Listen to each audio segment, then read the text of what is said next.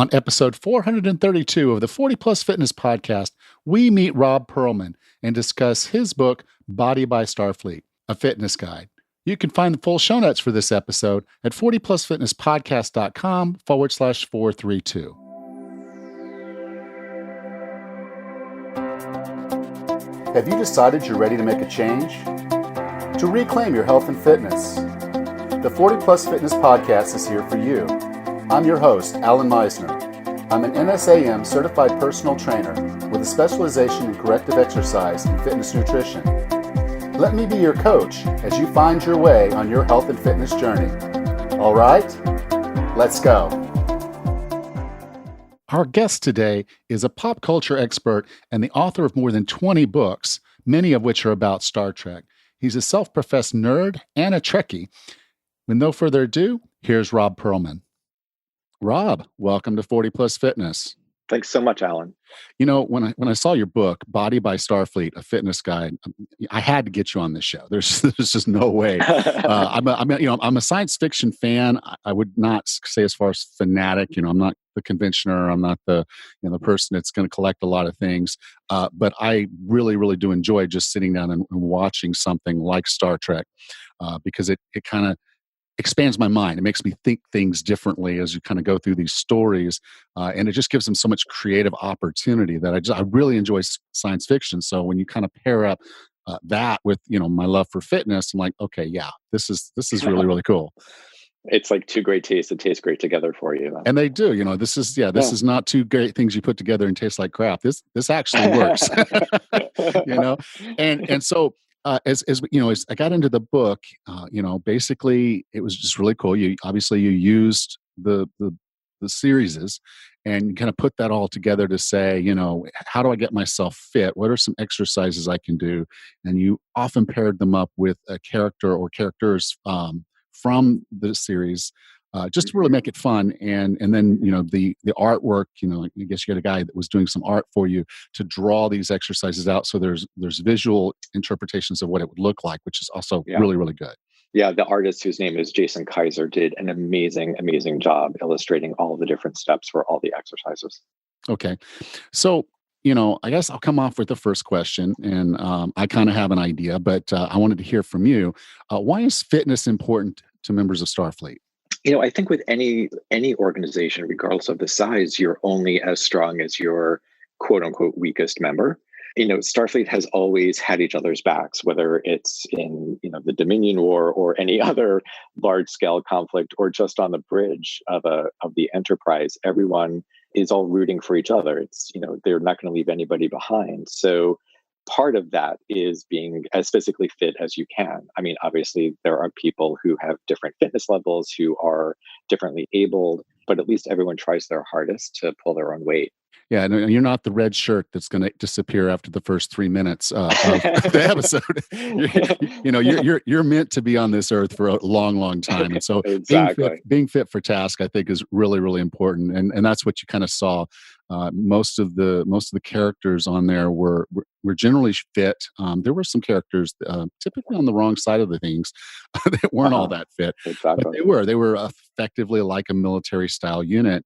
They did things by rank, and so fitness has always been an important thing for the military. But anything you want to do in life, you're going to need the fitness to do so. So I'm excited to kind of get into some of the things that we can do as we are members of our own Starfleet. Our body is our spaceship, and what can we do to make it as fit as possible? It's very philosophical. I like it. Well, we're just flying through space, right? And it's boldly go. And but I think a lot of people when they hear the term workout, or they hear train, or they hear exercise, it's easy to get overwhelmed. And I like how you approach this and thinking this is not something that you have to go to a full service big box gym to have all the different implements, because of course everywhere else and in Starfleet they had access to tricorders and all these other tools and gadgets and phasers and tractors and all this stuff. We don't have to have that much to do what you're having us do in this workout or these exercises. Yeah, no, not really. I mean, it definitely helps if you've got standard gravity. I think Yeah, that's it's at probably least a key one. to Yeah, at least a one. That's good. at least a one. Yeah, yeah, at least one. When I started working out, I was extraordinarily intimidated, and I didn't like working out. And quite honestly, it's still not my favorite thing in the world. But I noticed that if I was able to have fun with it, if I was able to quote unquote engage, pun sort of intended, with the people around me, or even just sort of internally, I was the workouts were going faster. They were a little bit easier. My mind was a little bit occupied. When I was consulting with Chris Tutela, who was my trainer on the book, I wanted to make sure that the vast majority of these exercises were accessible for people of all different fitness levels, and especially for people who didn't necessarily have a gym membership. So I think probably 80-85% of these exercises are just body weight. And then, as you progress, there's ways to increase the the strength level on things. You can incorporate dumbbells or resistance bands, or some moderate pieces of equipment like benches and things like that. But for the most part, it's really body weight and very accessible for people of all different fitness levels. Yeah, I like the way that you scaled these. You can go from being an ensign to a lieutenant to a captain on some of these exercises.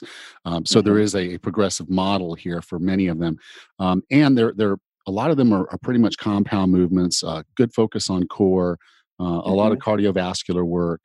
Yeah. So a good balance of exercises.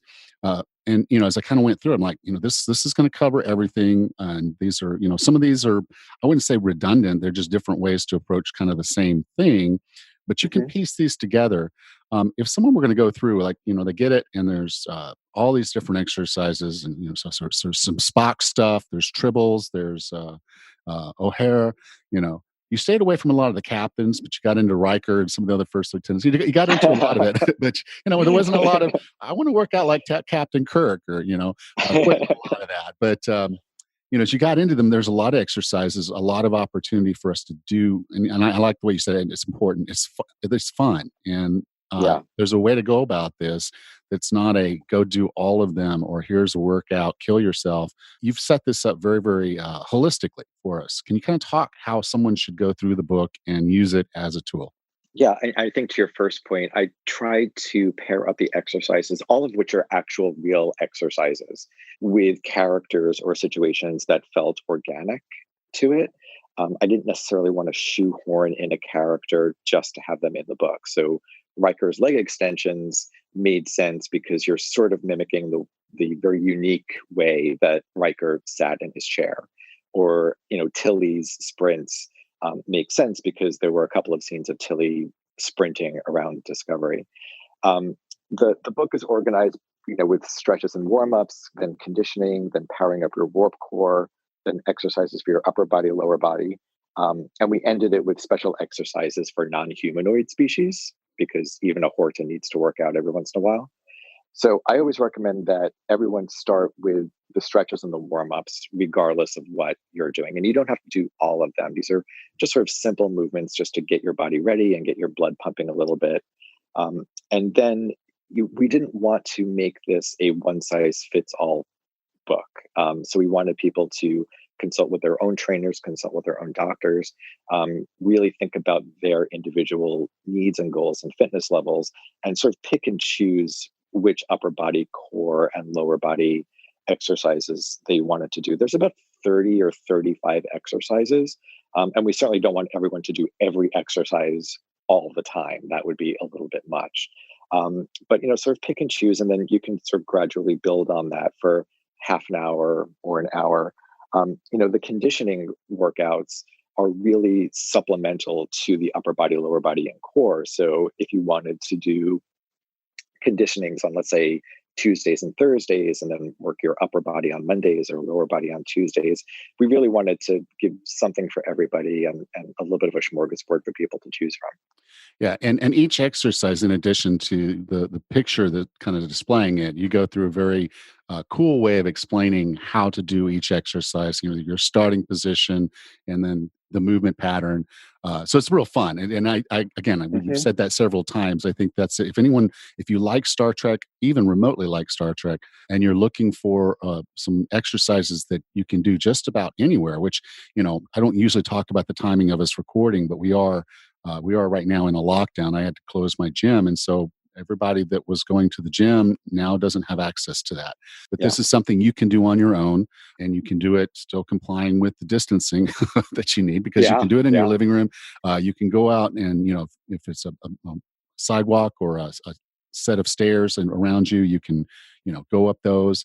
So there's a lot of variety here and a lot of opportunity, like I said, for you to stay active during a time when it's probably going to be pretty good to get away from the press and think about something fun like this. So really, like I said, it's a cool little setup. I like the way everything's structured. I might have to have you explain how some of those non-humanoid exercises work, because I had a hard time visualizing some of them. But for the most part, all of them are really easy to follow. You go through it; each movement's well described. So it's, again, pretty cool little book. Thanks. Yeah, I wanted to get people laughing while they were doing squats. So, for the casual Star Trek fan, there's plenty to enjoy, but I also inserted lots of different Easter eggs within some of the exercises. For the real hardcore people to get to. Well, I like I said, not exactly hardcore, but I got a lot of them, and I thought, okay, this is a fun book. I define wellness as being the healthiest, fittest, and happiest you can be. What are 3 strategies or tactics to get and stay well? I think for me at least, they're mostly mental, making the decision to embark on a fitness routine. That was key for me. I was feeling lethargic and tired and not very healthy, and my clothes were fitting a little weird and just didn't feel mentally on my game. And I just decided I'm going to make a change. So I started going to this gym. So that was step 1 for me. Step 2 was being consistent and keeping at it. And, I'm not a morning workout person. I'm just not that awake enough for it. So my workouts have always been after work in the evenings. And, sometimes the commute home isn't very good, but I made a promise to myself just to get off that bus and do what I needed to do, and then get to the gym and do it. And remembering that hour or an hour and a half at the gym was just for me. And that I was working toward a goal. And, I think third for me, has always been remembering why I started this in the first place. It wasn't to be the thinnest or the most muscular or the fastest. It was just to make positive choices and positive changes in my life, which could then affect change for me, but then change for everybody else too. And I think I tried to make it clear in the book that this isn't about being the fastest or the skinniest or the best basketball player. It's just about making those small little changes that could lead to bigger changes and and have a ripple effect on that. I really like those. Robb, if someone wanted to learn more about you, learn more about the book, Body by Starfleet, a fitness guide, where would you like for me to send them? I think the best place is just my website. It's robbpearlman.com. It's ROBBPEARLMAN.com. And there you'll see Body by Starfleet, the other Star Trek books I've written, and a bunch of the other books I've written as well. And you can go to 40plusfitnesspodcast.com/432, and I'll be sure to have a link there. So, Robb, thank you for being a part of 40 Plus Fitness, and live long and prosper. Thank you, Alan. Talk to you soon.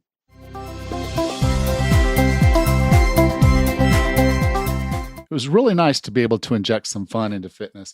I hope you enjoyed today's episode. If you want to learn more, do more with me, check us out on Facebook. You can go to 40plusfitnesspodcast.com/group. We have an active Facebook group with weekly challenges, all kinds of fun stuff. I share interesting articles. And if you have any questions, I'm always on there to help you where you need help. So go to 40plusfitnesspodcast.com/group and join the 40 Plus Fitness Facebook group. Thank you. Next time on the 40 Plus Fitness podcast, we have a return visit from Dr. Anna Kebeka to discuss her new book, Keto Green 16. Until then, have a happy and healthy week.